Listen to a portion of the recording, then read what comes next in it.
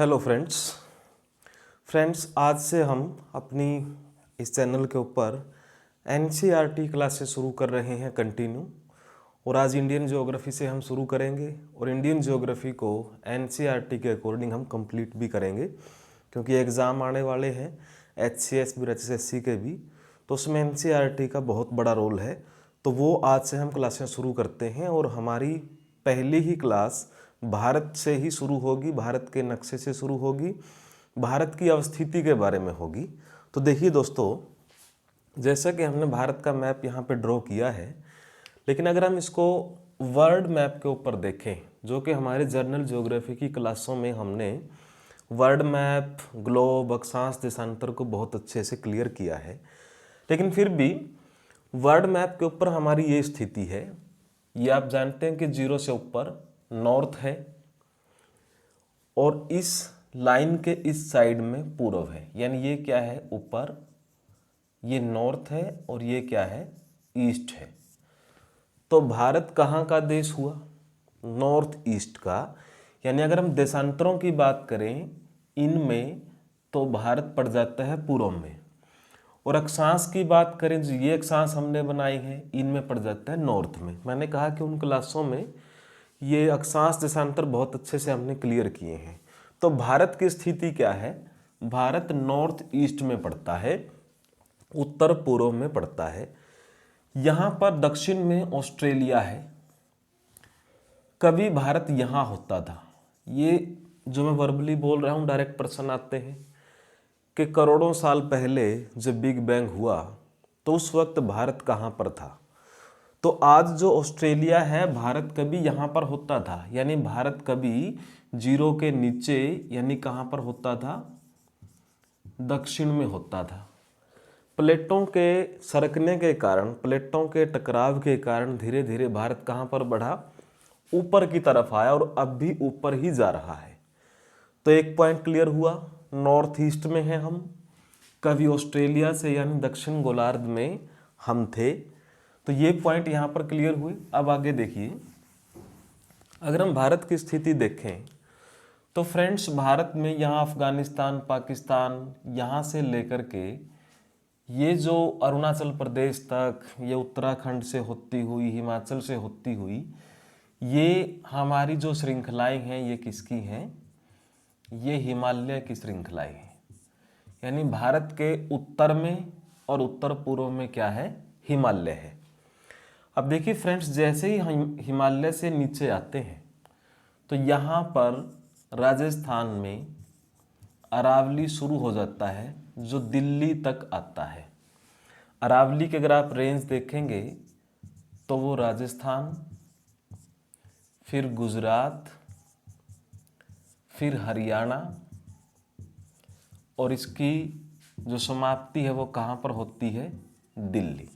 यानी अरावली को आप केवल राजस्थान तक ही सीमित मत रखिए। राजस्थान, गुजरात, हरियाणा और दिल्ली के अंदर ये फैला हुआ है। गुजरात से शुरू होकर के राजस्थान में इसका फैलाव ज़्यादा है, फिर हरियाणा की भिवानी से शुरू हो जाता है, फिर ये भिवानी से आगे चलता हुआ ये गुड़गांव, रेवाड़ी, आपके फिर फरीदाबाद, दिल्ली, यहाँ तक आता है। तो ये अरावली की श्रृंखला। अब देखिए, ये दुनिया का सबसे पुराना पर्वत है, ये आप जानते हैं। ये दुनिया का सबसे नवीन पर्वत है, ये आप जानते हैं। यानी दुनिया की नवीनतम और प्राचीनतम पर्वत श्रृंखलाएं वो भारत में है। ये विश्व का सबसे पुराना पर्वत है। इनको बोलते हैं रेलिक्ट माउंटेन, यानी अवशिष्ट पर्वत, जो अपर्दन के कारण अब बिखराव की स्थिति में है, जबकि हिमालय नवीन होने के कारण, फोल्ड पड़ने के कारण बहुत ऊंचे जा रहा है। ये फोल्ड क्या होते हैं, इरोजन क्या होते हैं, हम करेंगे, लेकिन अभी हम केवल भारत की स्थिति के बारे में मोटे तौर पे ओवरव्यू कर रहे हैं कि भारत के चारों तरफ किस तरह के ज्योग्राफिकल जो है लोकेशन यहाँ पर पड़ती है। तो हमने यहाँ पर किया था अरावली, ऊपर किया हमने हिमालय। अब देखें फ्रेंड्स, ये जो कर्क रेखा है, ये हमने जब मैप में भी की थी, जो भारत के बीचों बीच गुजरती है, ये भारत को संयोगवश 2 भागों में डिवाइड कर देती है, उत्तर भारत, दक्षिण भारत, इसी से बनता है। अब इसके नीचे जो है आप देखें यहाँ पर, ये यहाँ पर हिंद महासागर है जिसका नाम भारत के नाम पे है, इंडियन ओशन, जिसको हम बोलते हैं हिंद महासागर। 3 बड़े महासागर हैं जिसमें से एक का नाम भारत के नाम पे है क्योंकि इसकी स्थिति भारत के साथ बहुत अच्छे से कनेक्ट होती है। अब ये इंडियन ओशन जो नीचे है इसी का फैलाव है ये दोनों तरफ।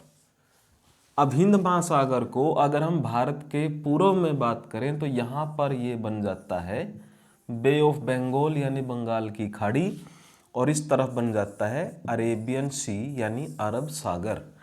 यानी फ्रेंड्स, ना तो बंगाल की खाड़ी इंडिविजुअल कोई एग्जिस्टेंस है, ये अकेली कुछ नहीं है कि बंगाल की खाड़ी अलग से कुछ है या अरब सागर कोई अलग से कोई चीज़ है। आप गहन अर्थों में इसको माने कि ये क्या है, हिंद महासागर का ही फैलाव है।